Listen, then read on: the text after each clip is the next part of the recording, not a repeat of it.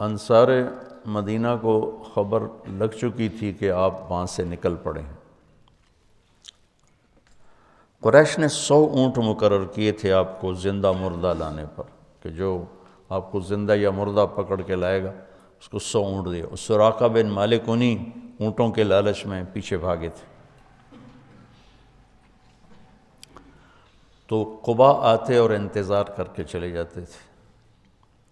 مدینہ کا محل وقوع یہ کہ یہ مدینہ، ٹھیک، یہ قبا، یہ بیچ میں بنو قینقاع، ٹھیک، اور یہ قبا اور یہ بنو قریظہ اور یہ بنو نظیر۔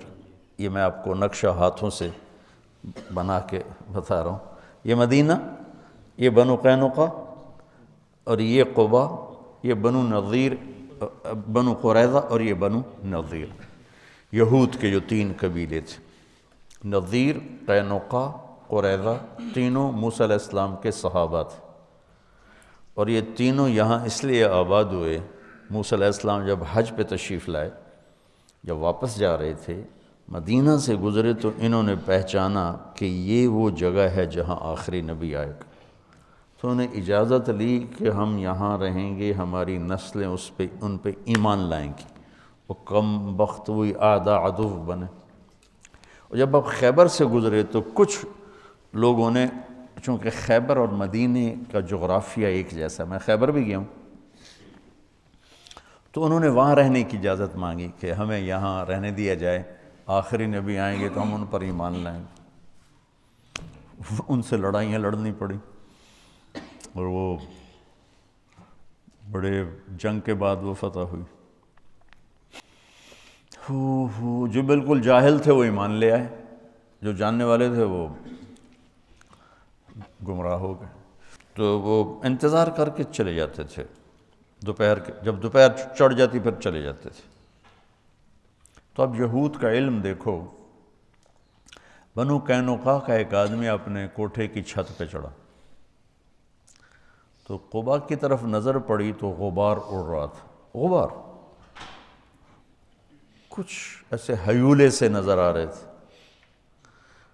یہ 8 ربیع الاول ہے۔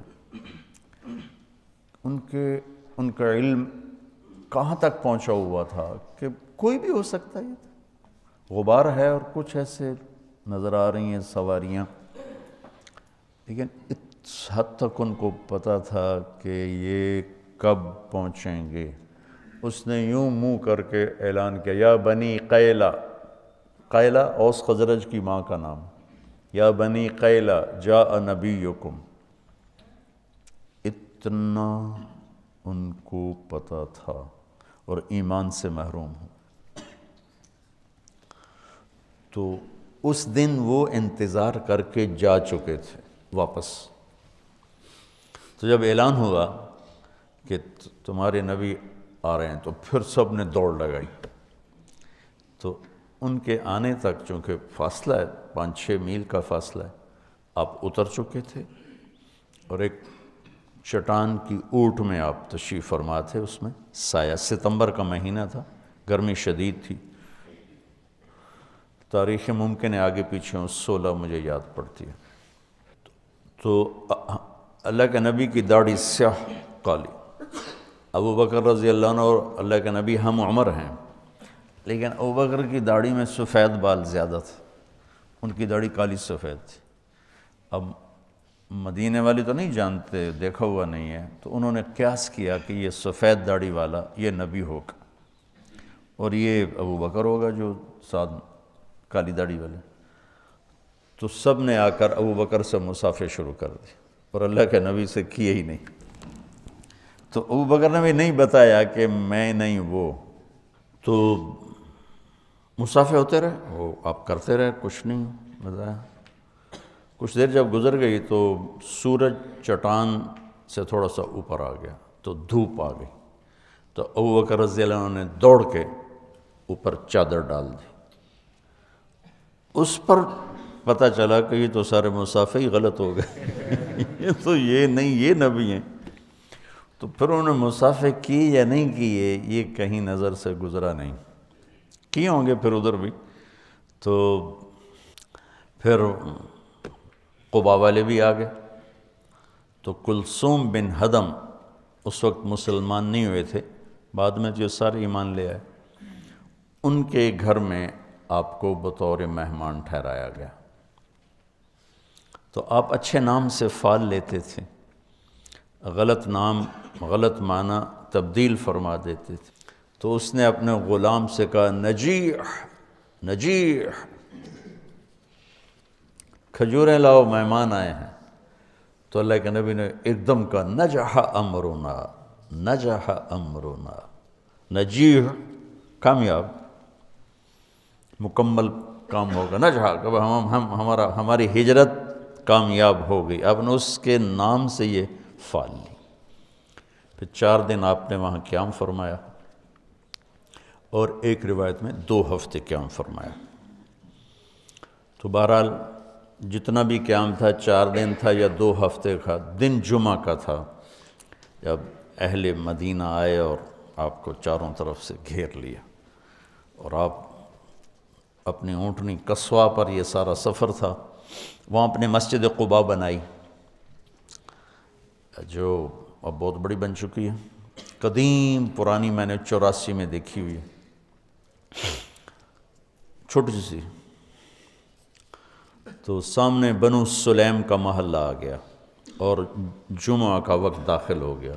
تو پہلا جمعہ ادا کیا گیا. یہاں عبداللہ بن سلام آئے، آپ کا خطبہ بنو قینقاع، میں نے کہا نا وہاں کے یہ بنو قینقاع کے تھے. تو آپ کا خطبہ سنا، آپ کا چہرہ دیکھا، کہا لیس بوجہ کذاب، کلمہ پڑھا، ایمان لائے. خطبے سے فارغ ہوئے اور چلے تو سارے قبائل کے سردار لائن بنا کے کھڑے ہو گئے. بنو نجار، بنو عبد الاشل، بنو بیاض، اوس اور خزرج، اور بنو سعد، بنو پتہ نہیں کتنے سب کھڑے. یا رسول اللہ ہمارے پاس، یا رسول اللہ ہمارے پاس، یا رسول اللہ ہمارے پاس. سب کی تمنا. آپ خاموشی سے چلتے رہے.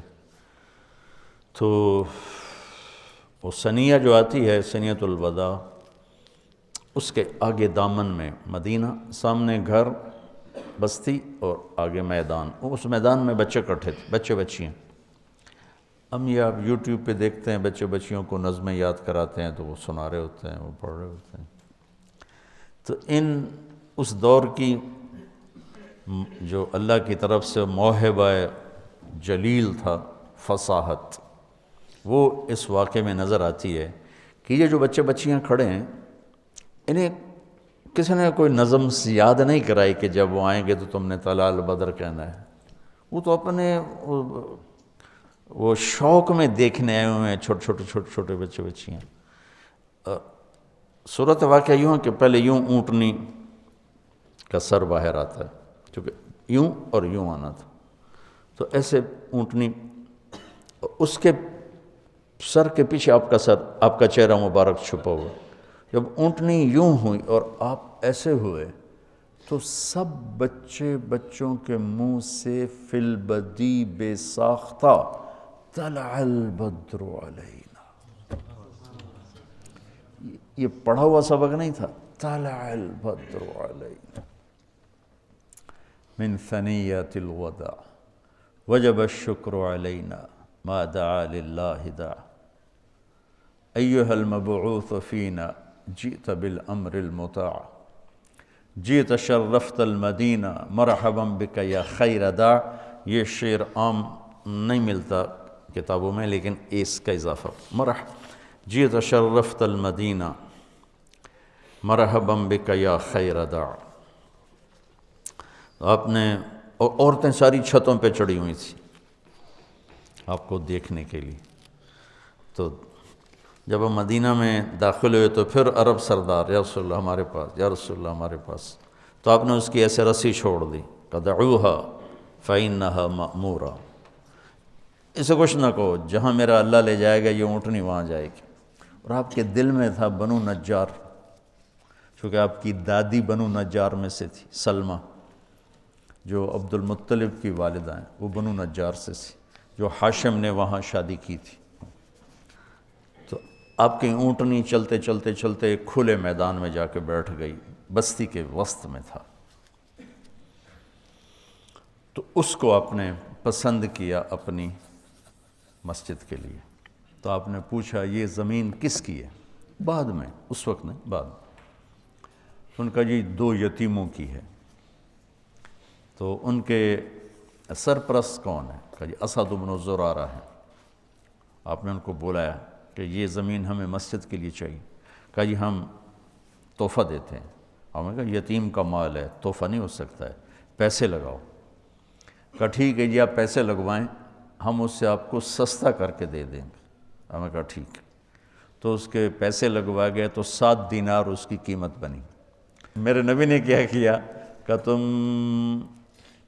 تمہارے سامنے بھی 7 دینار قیمت لگی ہے، ہم آپ کو 10 دینار دیتے ہیں مسجد کے۔ آپ نے 10 دینار میں وہ جگہ خریدی۔